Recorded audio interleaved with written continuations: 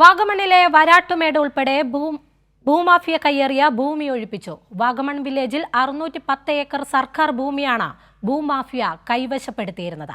LDF ഭരണകാലത്ത് സർക്കാർ board സ്ഥാപിച്ച ഭൂമിയിൽ ഭരണമാറ്റത്തിന് പിന്നാലെ ചില റവന്യൂ ഉദ്യോഗസ്ഥരുടെ ഒത്താശയോടെയായിരുന്നു ഭൂമി കയ്യേറ്റം.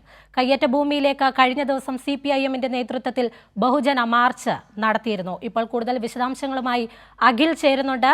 അഖിൽ, വാഗമണിലെ വരാട്ടുമേട് ഉൾപ്പെടെയുള്ള ഭൂമാഫിയ കയ്യേറിയ ഭൂമിയാണ് ഇപ്പോൾ ഒഴിപ്പിച്ചിരിക്കുന്നത്.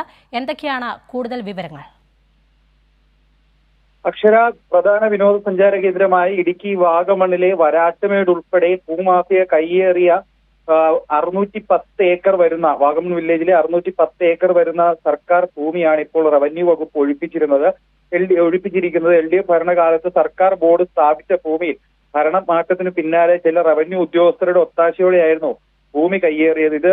ഇതേ തുടർന്ന് CPIMന്റെ നേതൃത്വത്തിൽ CPIM ഇടുക്കി ജില്ലാ കമ്മിറ്റിയുടെ നേതൃത്വത്തിൽ പ്രദേശത്തേക്ക് മാർച്ച് നടത്തുകയും ആ മാർച്ച് ഉദ്ഘാടനം ചെയ്തുകൊണ്ട് ജില്ലാ സെക്രട്ടറി CV വർഗീസ് അന്ന് തന്നെ റവന്യൂ വകുപ്പിനൊരു മുന്നറിയിപ്പ്